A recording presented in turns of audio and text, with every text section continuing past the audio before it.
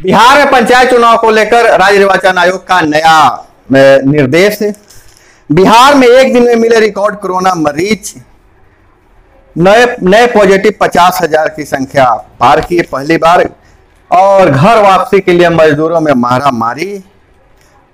और इधर ICSI 10वीं बोर्ड की परीक्षा भी रद्द, अब किसी को नहीं मिलेगा परीक्षा देने का मौका। दिल्ली व मुंबई से पूछ रहे हैं प्रवासी अपने घर लौटेंगे तो मिलेगा रोजगार, क्या सवाल से सरकार से सवाल है।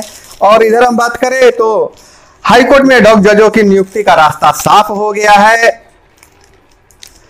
और कोरोना के बढ़ते संक्रमण के कारण 1,21,000 शिक्षकों की बहाली में देरी होनी तय है। इंडस्ट्री में कल से इंडस्ट्री ऑक्सीजन जो है, इंडस्ट्री को कल से होगी ऑक्सीजन बंद, सिर्फ मरीजों को मिलेगी ऑक्सीजन।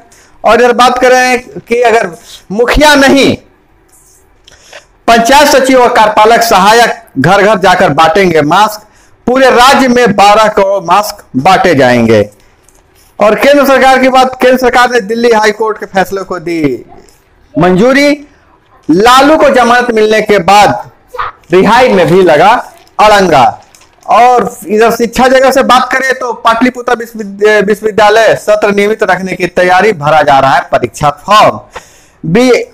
BRA बिहार विश्वविद्यालय ने PhD वाइवा 15 मई तक टला, वाइवा टल गया है 15 मई तक। और इधर कोरोना महामारी की बात करके लेकर बात करें तो टीके का टोटा फिर भी बर्बादी, तमिलनाडु हरियाणा में सर्वाधिक, हालांकि बिहार में भी टीके की बर्बादी हुई है, टीके खराब हुए हैं। नमस्कार, मैं हूं अभय कुमार, आप देख रहे हैं खबरें लेते हैं अखबारी दुनिया से। अखबारों में छपा है क्या, इसके मजमून कहते क्या है और क्या है इसकी इनसाइड स्टोरी। तो हम खबरों को अब विस्तार से खबरों का पर नजर डालते हैं कि आखिर खबरें अखबारों के मजमून क्या कह रही है, क्या बता रही है अखबारों के मजमून। तो अखबारों के मजमून में अगर बात करें तो सबसे पहले हम बात कर लेते हैं पंचायत चुनाव के ही। पंचायत चुनाव के लिए जिला परिषद के पद के लिए एक चुनाव चिन्ह में आयोग ने किया परिवर्तन है। किस पद के लिए क्या क्या होगा, निर्वाचन प्रतीक, उसके लिए अलग से अध्यादेश जारी कर दिया गया है। और 9 या 10 चरणों में होंगे चुनाव, या 3 या 4 चरणों में होंगे, इसके लिए चुनाव तिथि घोषित होने के बाद ही पता चलेगा। और एक बार बात करें कि जब से हॉट न्यूज जो बिहार में दौड़ रही है कि लालू को जमानत मिलने के बाद भी रिहाई में अड़ंगा, कोरोना के कारण 7 दिन कोर्ट का काम नहीं करेंगे वकील, सोमवार से पहले नहीं भरा जाएगा बेल बॉन्ड।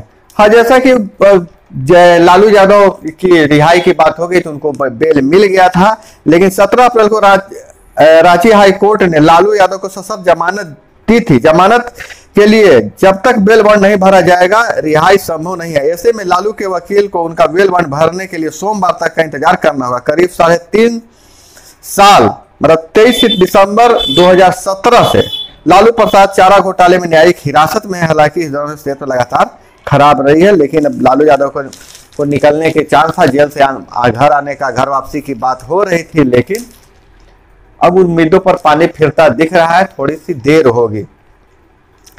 इधर हम बात करें कि राज्य में चुनाव तो नहीं हो रहे हैं और चुनाव धीरे धीरे जो त्रिस्तरीय पंचायत प्रतिनिधि हैं उनके अधिकार और पावर भी छीने जा रहे हैं। जब नया निर्णय यही हुआ है कि पंचायती राज मंत्री सम्राट चौधरी ने कहा है कि पूरे राज्य में 12 करोड़ मास्क बांटे जाएंगे और चुनाव को देखते हुए गांवों में मास्क वितरण का काम सीधे तौर पर मुखिया को अलग करते हुए उसकी जिम्मेवारी पंचायत सचिव और कार्यपालक सहायकों को दी गई है। प्रति मास्क अधिकतम 15 रुपए के लागत वाले 6 मास्क देने की जिम्मेवारी है।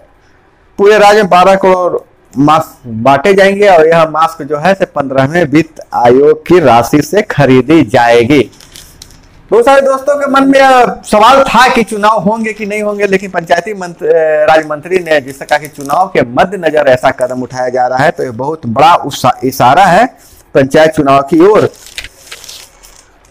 और अगर शिक्षा जगत की हम बात करें तो बहुत सारे वैकेंसी स्कॉलरशिप की बात आ रही है। 11वीं और 12वीं कक्षा के लिए छात्र छात्राओं के लिए MI स्कॉलरशिप, और फिर IIT-DTM Jabalpur junior research fellowship की घोषणा हो गई है। और स्कॉलरशिप के लिए मुझे लगता है कि एक अलग से वीडियो बना दिया जाए तो ज़्यादा बढ़िया रहेगा, सबको समझ में आ जाएगा।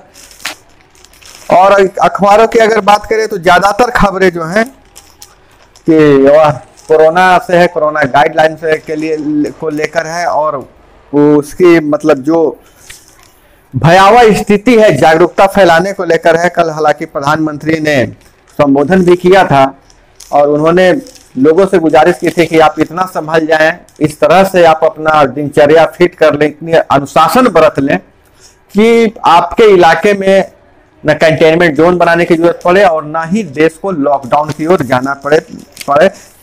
तो उसी तरह की सारी खबरें जो है तो कोरोना से ज्यादातर जुड़ी हुई है। अगर हम बात करें विदेशों की, तो विदेश में तो बगल में पाकिस्तान है। तो पाकिस्तान में जिस तरह से अभी ये हालात हैं, कट्टरपंथी हावी हो रहे हैं फ्रांस के राजदूत के लेके मुद्दे पर, लेकिन उन कट्टरपंथियों के आगे वहां की सरकार झुक चुकी है और उसे हटाने के लिए अब वो सदन में प्रस्ताव लाएंगे। तो दोस्तों यह थी प्रमुख खबरें जो अखबारों में छपा है। और अखबारी खबरों के मजमून बहुत सारे चीजें कहते हैं। आखिर जो अखबार में जो भी खबर छपता है उसके बहुत सारे मायने होते हैं। जैसे मास्क वितरण का जो हुआ कार्य, जो खबर छपी है कि वो मुखिया से छीन कर दिया जा रहा है, उन अधिकारियों को दिया जा रहा है, तो यह बहुत बड़ा इशारा है कि पंचायत चुनाव के लिए सरकार गंभीर है।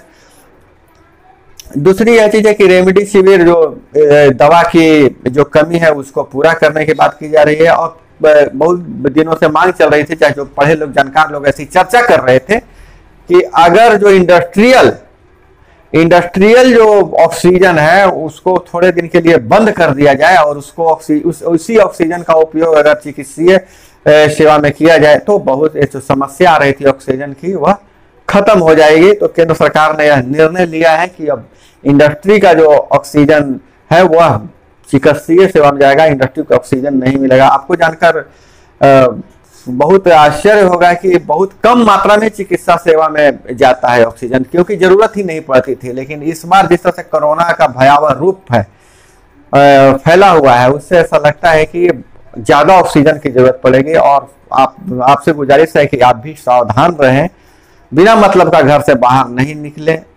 जो SOP लागू है, कोरोना गाइडलाइन है, उसका पालन करेंगे। और आप निश्चिंत रहे, हर तरह की खबरें मैं आपके तरफ लेके आपके साथ आपसे मैं शेयर करते रहूंगा, आपके पास लेकर आते रहूंगा। तो दोस्तों आज के इस एपिसोड में बस इतना ही। मिलते हैं अगले वीडियो में, अपना ख्याल रखिएगा। जय हिंद, वंदे मातरम।